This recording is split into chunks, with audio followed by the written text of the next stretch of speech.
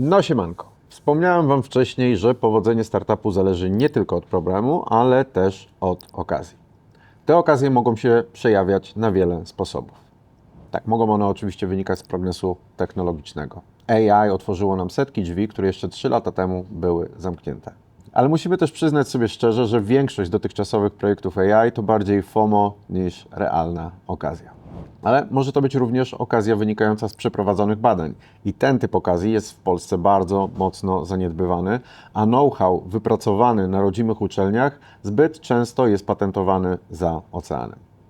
Okazje to też nawiązane kontakty, które sprawiają, że wejście na dany rynek jest po prostu łatwiejsze. Jak to mówią w Stanach, it's not what you know, it's who you know. Thank you, my man. Okazją są również trendy społeczne i wiralowe zachowania społeczeństwa jako całości. Fajnie ten przykład obrazuje trend bezglutenowej spożywki. Jeszcze 15 lat temu to była nisza. 20 lat temu o glutenie słyszeli tylko piekarze, a dziś to wielomiliardowy rynek. Okazja może również wynikać ze starej, dobrej obserwacji zachowań rynku. I tak właśnie przejawia się ona przy projekcie The Champions. W obserwacji kilku nakładających się w czasie trendów rynkowych, ale i społecznych. Bo sport jest aktualnie u progu medialnej rewolucji.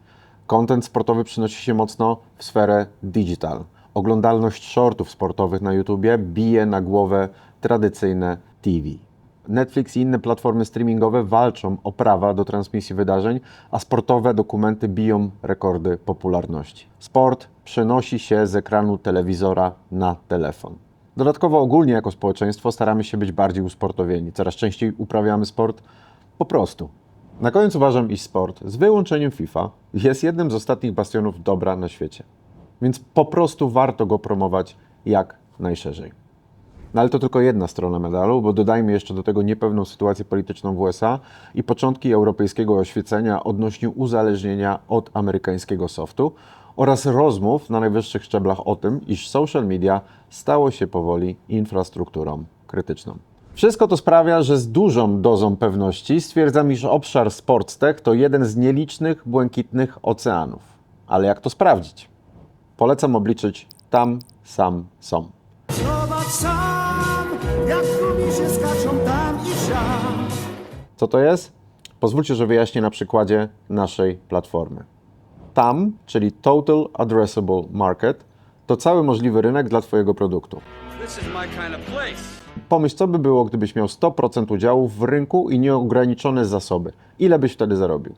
W przypadku The Champions, tam to wszyscy sportowcy na świecie, którzy mogliby korzystać z platformy łączącej monetyzację, obecność online, organizację eventów sportowych i zarządzanie karierą sportową. Mówimy tutaj o setkach milionów ludzi, ale obliczenia i statystyki zawsze muszą mieć początek w twardych danych. Globalny rynek influencer marketingu to około 21 miliardów dolarów rocznie. Sport stanowi około 10 do 20% tego tortu, czyli około 3 do 4 miliardy dolarów. Ale jest jeszcze drugi model, czyli bezpośrednie wsparcie od fanów. W Polsce na Patronite jest około 1000 profili sportowych zarabiających średnio 180 zł miesięcznie, czyli około 2 miliony złotych rocznego przychodu tylko i wyłącznie z małego polskiego rynku. I tak policzyłem to wszystko ręcznie, przeglądając każdy profil osobno.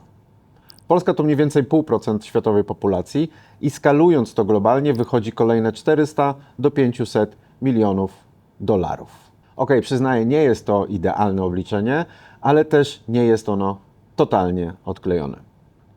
Do tego dochodzi rynek organizacji eventów sportowych, od amatorskich gierek po lokalne turnieje i tu globalny rynek Sports Event Management to około 5 do 7 miliardów dolarów rocznie. Na podstawie danych ze Statista. Ale to wciąż konserwatywne liczenie, bo The Champions to nie tylko platforma do monetyzacji kontentu czy organizacji eventów, to kompleksowy Athlete Management Tool.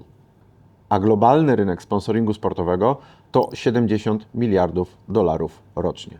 SportsTech i Athlete Management Platforms to kolejne 10 do 15 miliardów. Jeśli patrzymy na TAM przez pryzmat całego ekosystemu Athlete Economy, od monetyzacji treści przez organizację eventów, zarządzanie sponsoringami, po narzędzia do budowania kariery sportowej, to sumarycznie wychodzi około 35 do 45 miliardów dolarów rocznie, w zależności od źródła danych. Brzmi nieźle, prawda? Tak uważam, że to obliczenia mocno zachowawcze, gdyż w przypadku naszej platformy mówimy również o tworzeniu zupełnie nowego kanału marketingowego, ale gdybym to uwzględnił w obliczeniach, wzięlibyście mnie za odklejonego od rzeczywistości. Jednak tam to liczba, która niewiele mówi o realnych szansach Twojego startupu. To bardziej pokazuje wielkość całego ekosystemu. Im więcej, tym więcej przestrzeni na wzrost i operowanie bez pętli na szyi. Czas na SAM, czyli Service Available Market. To ta część rynku, którą faktycznie możesz obsłużyć swoim produktem w jego obecnej koncepcji. Tutaj zaczynamy być realistami. The Champions koncentruje się na Europie, bo tu są moje kontrakty. Tu znam język, kulturę, tu łatwiej mi zdobyć pierwsze integracje. Poza tym jestem jednym z nielicznych founderów, którzy nie chcą pchać się na Stany za wszelką cenę. W pierwszej fazie targetuję wszystkich sportowców, amatorów. Wszystkich, nie tylko tych z tysiącami obserwujących. Bo platforma działa również jako miejsce do organizacji eventów sportowych, od zwykłej gierki po amatorskie turnieje. I to znacząco rozszerza moją bazę użytkowników oraz jest spójne z misją, jakiej się podejmujemy. W Europie jest od 100 do 150 milionów osób, które aktywnie uprawiają sport. Swoimi działaniami marketingowymi realnie dotrę do 20% z nich. A oni mogliby skorzystać z platformy albo do monetyzacji, albo do organizacji eventów, albo po prostu budowania swojej sportowej obecności online. To daje 30 do 40 milionów potencjalnych użytkowników. Na podstawie wyliczeń z Patronite średni przychód na użytkownika to 500 euro rocznie. Nasz SAM, czyli 45 milionów użytkowników, razy 500 euro daje 22,5 miliarda euro rocznie. Pomnóżmy to przez 10%, czyli potencjalną prowizję platformy i mamy 2,25 miliarda euro rocznie przychodu platformy. Już bardziej konkretnie, prawda? Ok, ale dalej bardzo ambitnie. Od czegoś trzeba zacząć. Czas na SOM, czyli Service Obtainable Market. I tu jest najciekawsza część na starcie. Bo SOM to ta część rynku, którą realistycznie możesz zdobyć w określonym czasie, biorąc pod uwagę konkurencję, budżet, zespół i wszystkie ograniczenia. To Twój cel na najbliższe 3 do 5 lat. Dla The Champions? Realistycznie w ciągu pierwszych 3 lat mogę zdobyć do 50 tysięcy użytkowników. To jest 10% całej ilości uczestników społeczności sportowych, jakie odnalazłem w internecie, jak na ten moment. Może to brzmi trochę pesymistycznie, ale to wciąż 50 tysięcy potencjalnie płacących użytkowników.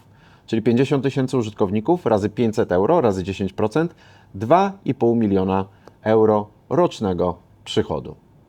Czyli są 7,5 miliona euro w 3 lata. I to właśnie ta liczba interesuje inwestorów najbardziej.